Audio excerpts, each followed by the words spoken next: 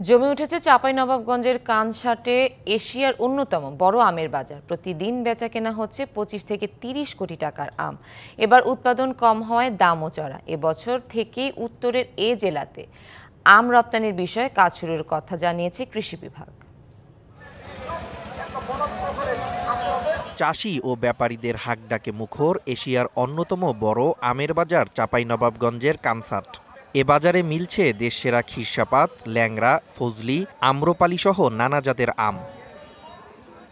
বৈরী আবহাওয়ার কারণে এবছর আমের উৎপাদন কম হওয়ায় দাম বেশ চড়া। বেশি দামে বিক্রি করতে পেরে খুশি চাষি, ব্যবসায়ী ও বাগান মালিকরা।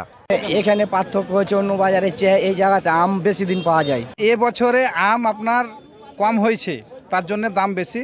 গতবার আম বেশি হয়েছিল, দাম কম হয়েছিল। লাভ লোকসান আমরা এঠে কিনি, আমরা এঠে বিক্রি করি, তাতে আমাদের আলাদা কিছু লাভ হয়।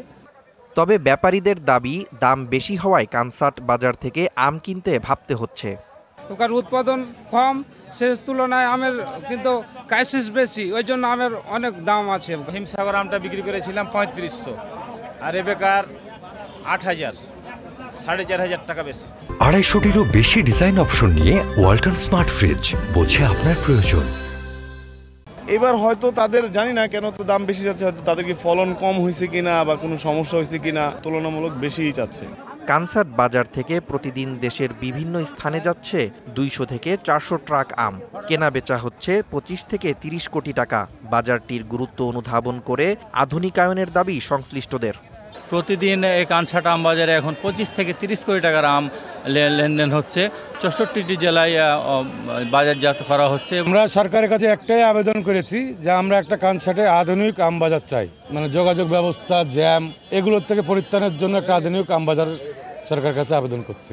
এবছর জেলা থেকে আম রপ্তানির বিষয়ে কাজ শুরুর কথা জানিয়েছে কৃষি অধিদপ্তর।